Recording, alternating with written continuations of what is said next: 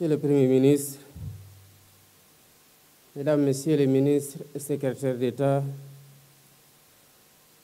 Monsieur le Premier président de la Cour des comptes,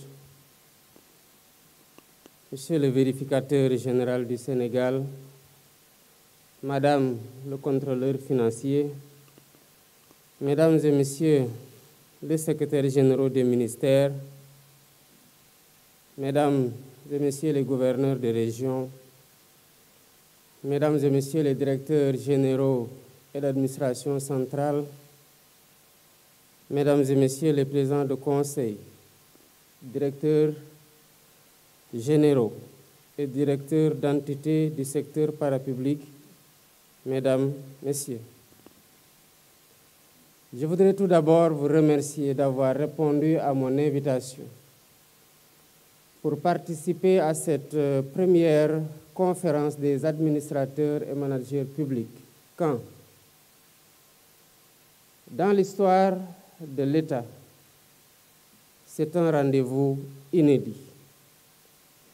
Inédit par son format qui réunit l'ensemble des structures publiques et parapubliques autour du président de la République, du Premier ministre et de son gouvernement. Inédit aussi par l'esprit qui le sous-tend. Cet esprit est celui d'une réflexion collective sur la rénovation de notre gouvernance publique et sur les voies et moyens de porter notre pays vers la transformation systémique que nous souhaitons. Dès ma prise de fonction, le 2 avril 2024, j'ai souligné l'impérieuse nécessité de repenser notre gouvernance et de réinventer notre administration, de sorte qu'elle puisse répondre de façon optimale à l'ambition que nous portons pour le Sénégal. Cette ambition a pris forme dans la vision Sénégal 2050, présentée le 14 octobre dernier et qui constitue désormais la boussole de l'action publique.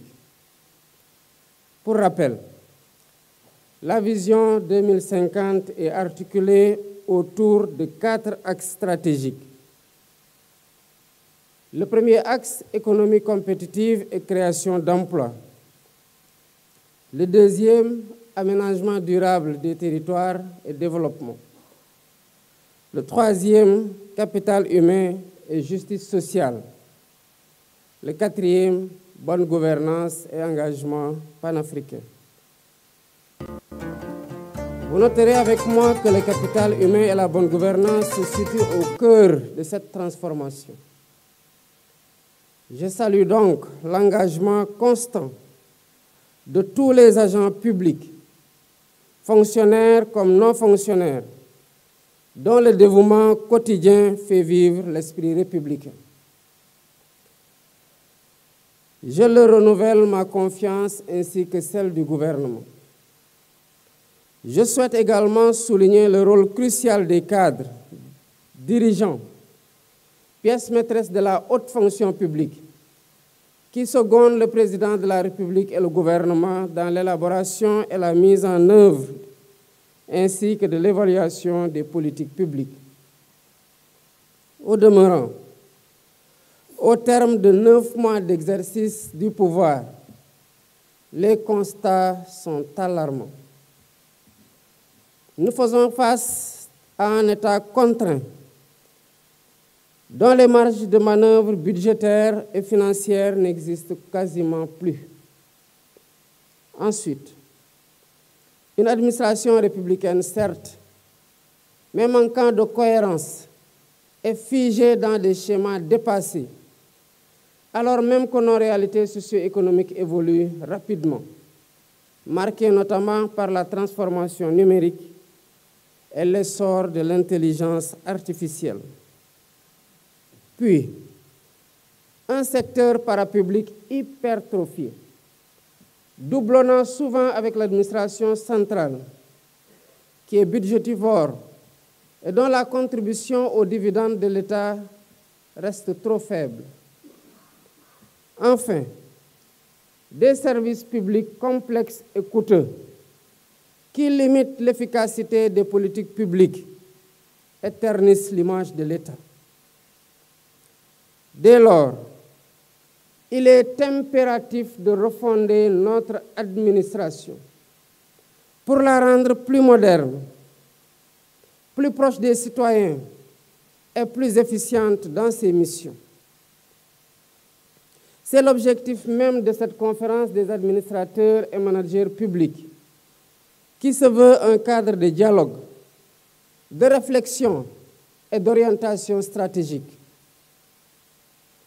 Mesdames et messieurs, pour ancrer cette volonté de modernisation, il est essentiel de rappeler les 3 principes directeurs qui régissent la fonction publique.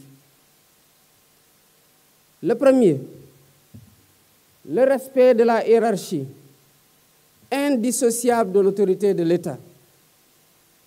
Le deuxième, la primauté de l'intérêt général, incarné par le président de la République et le gouvernement, eux-mêmes investis de la légitimité populaire. Le troisième, la solidarité gouvernementale, principe fondamental qui exige un respect total envers les membres du gouvernement et envers l'institution gouvernementale elle-même. Je n'entrerai pas dans les détails des attributions institutionnelles.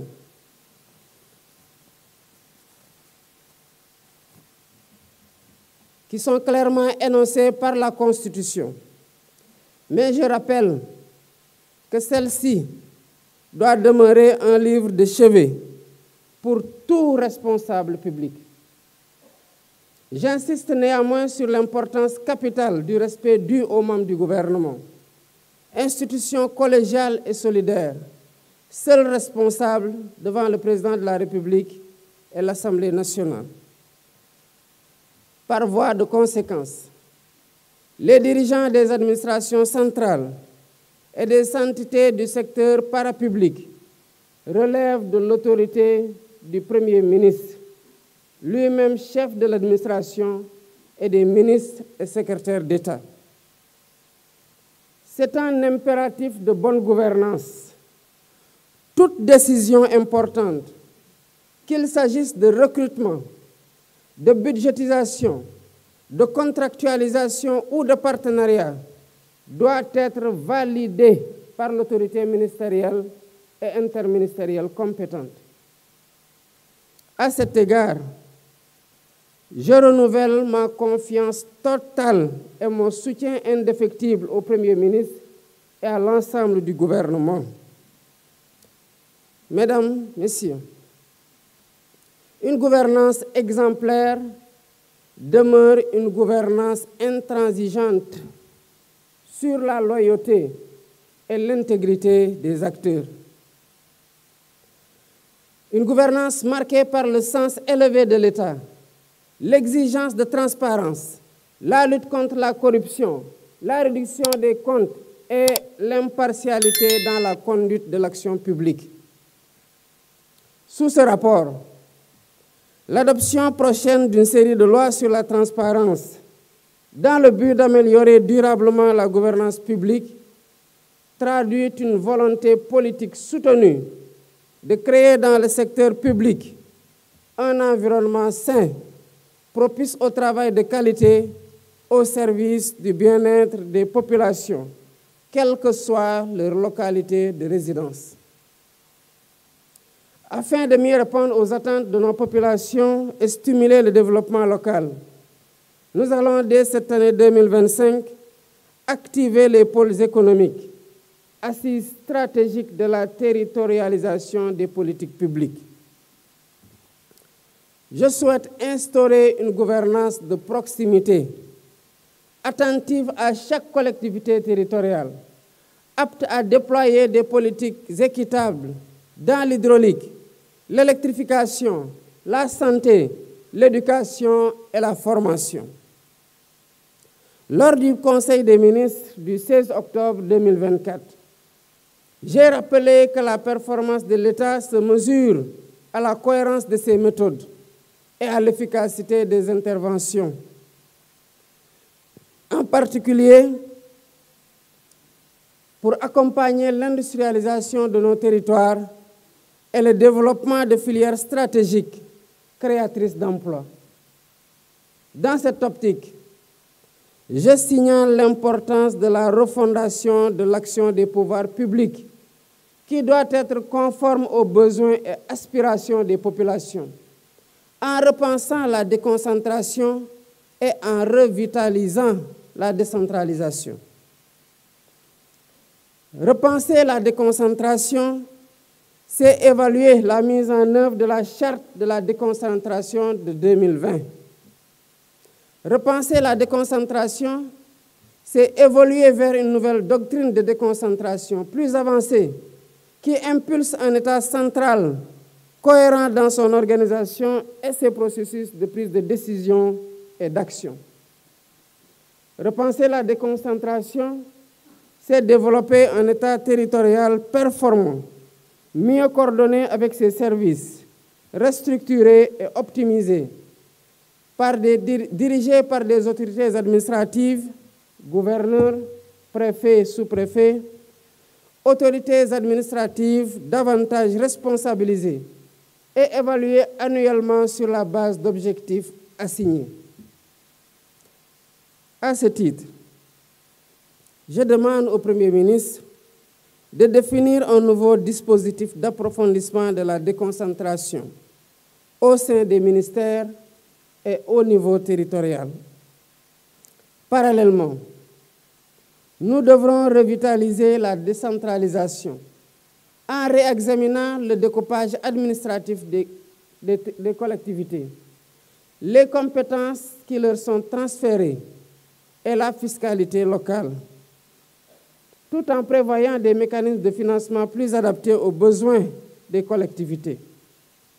Ce travail de révision se fera en concertation avec les élus locaux et les acteurs territoriaux, de manière à promouvoir une subsidiarité efficace et un développement territorial équilibré.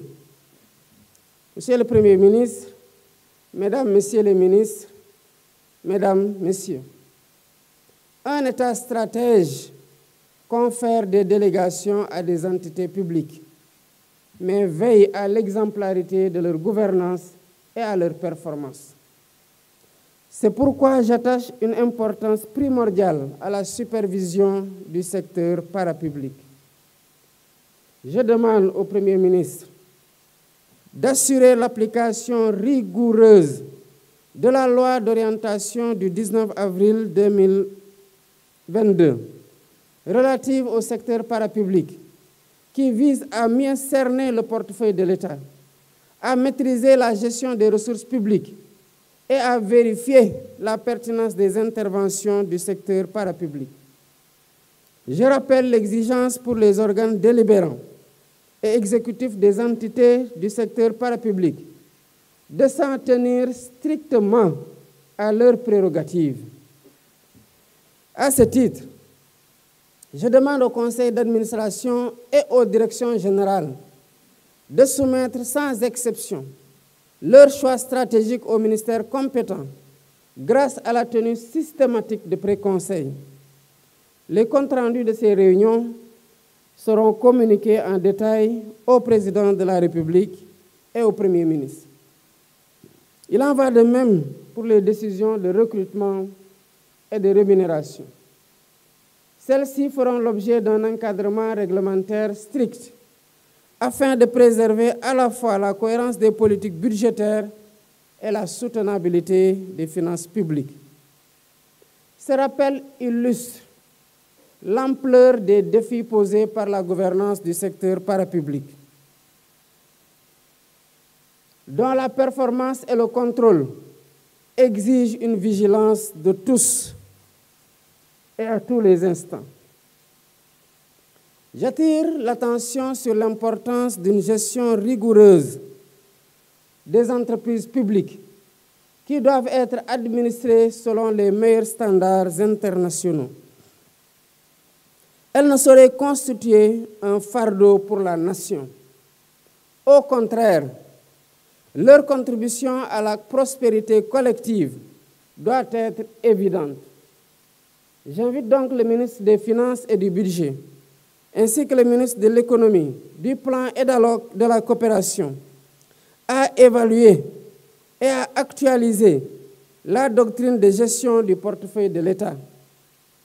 Cette révision se justifie par les risques économiques, budgétaires et financiers que certaines entreprises publiques d'envergure peuvent faire peser sur nos ressources nationales.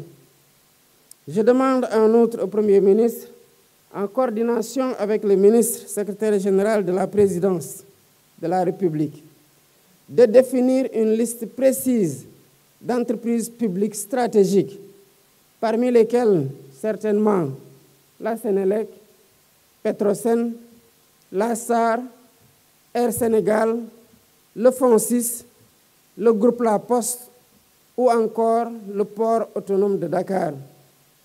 L'énumération, évidemment, n'est pas exhaustive. Leurs modes de gouvernance devront être renforcés afin d'instaurer un contrôle rigoureux et permanent de leurs activités et de leurs performances.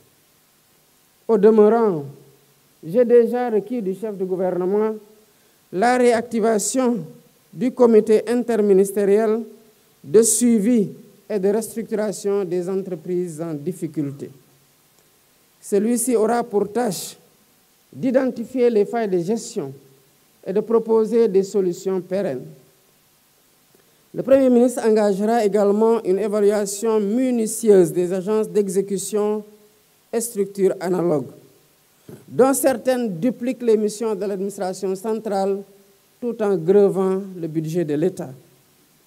Dans le même ordre d'idées, j'ai demandé que soit élaboré un cadre législatif encadrant les autorités administratives indépendantes. Leur action et leur mode de gestion ne peuvent plus échapper au contrôle de l'État central. Monsieur le Premier ministre, Mesdames, Messieurs les ministres et secrétaires d'État, chers participants, bien entendu, je n'ai pas évoqué ici l'ensemble des constats, des acquis, des difficultés et des perspectives.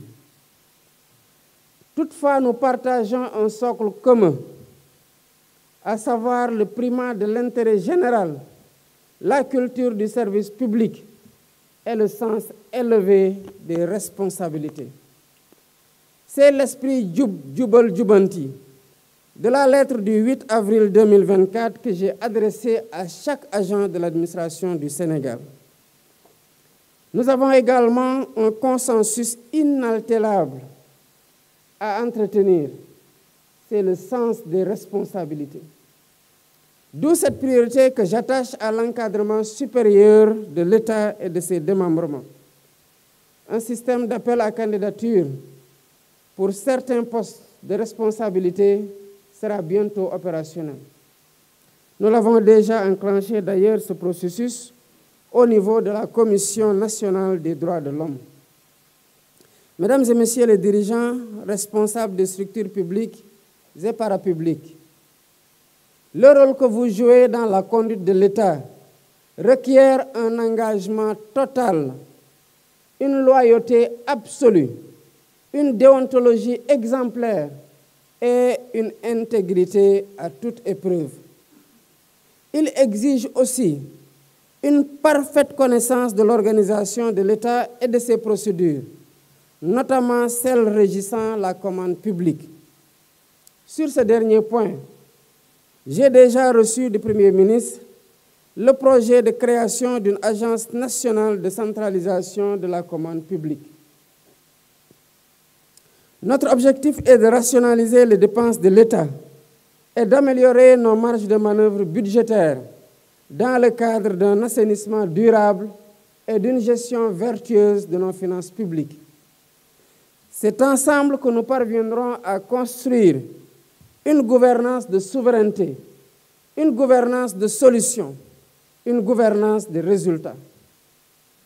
Dans cette dynamique et sous la coordination du ministère des Finances et du Budget et sous la supervision du Premier ministre, je vous demande de finaliser les lettres de politique sectorielle dans chaque ministère et d'instaurer une culture du dialogue de gestion tant au sein qu'entre les ministères.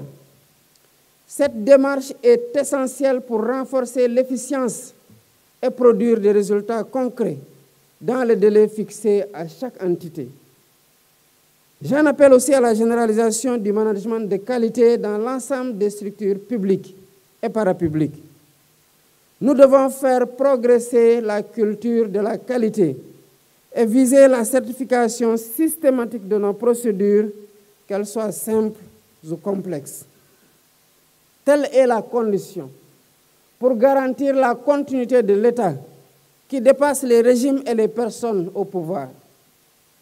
Le temps est également venu d'accélérer la transformation numérique de nos administrations.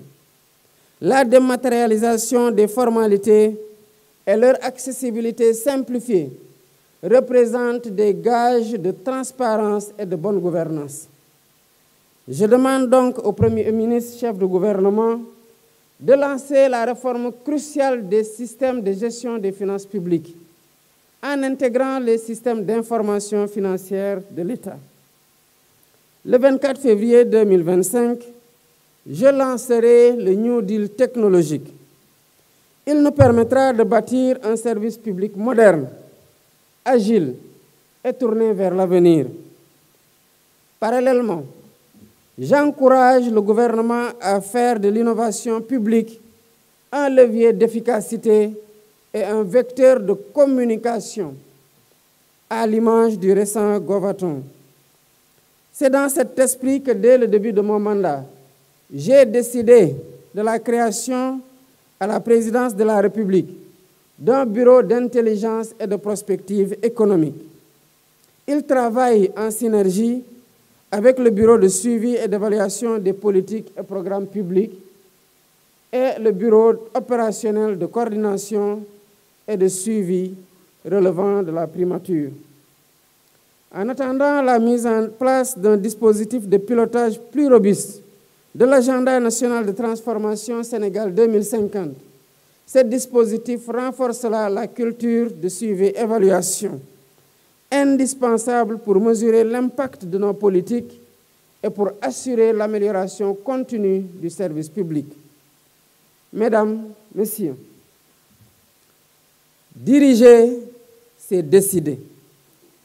C'est surtout conduire des hommes et des femmes.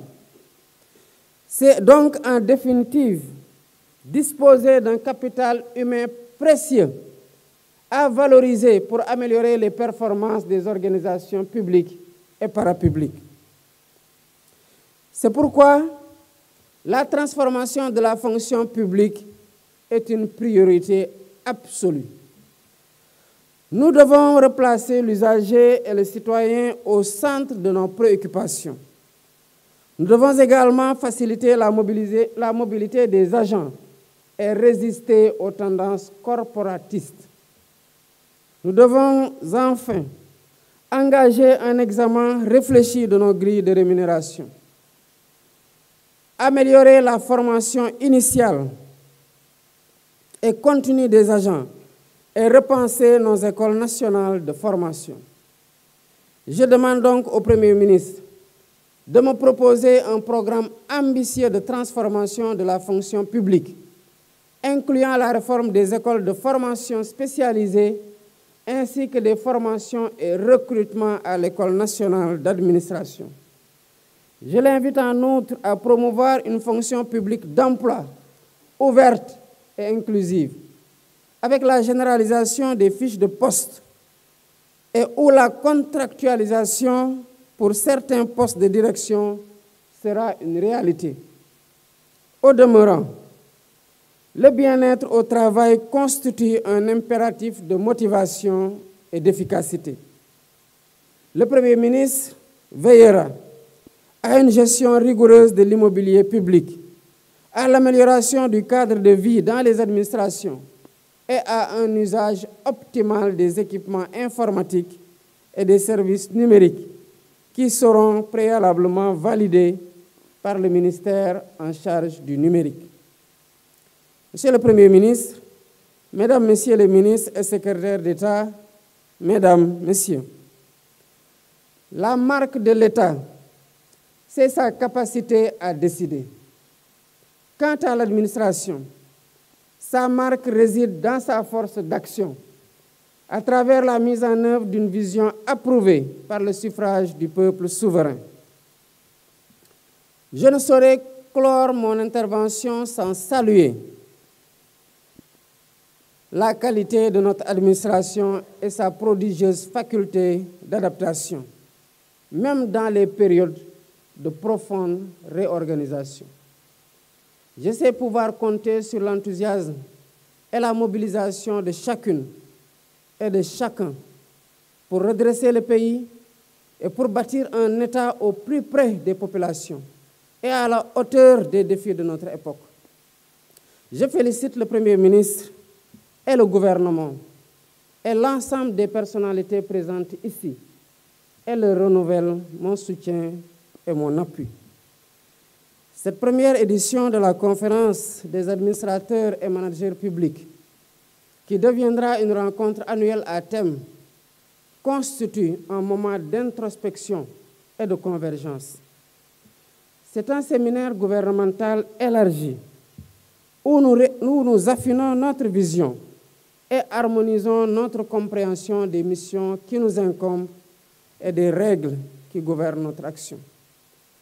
Je vous souhaite une journée féconde, riche en réflexions et en propositions de grande valeur.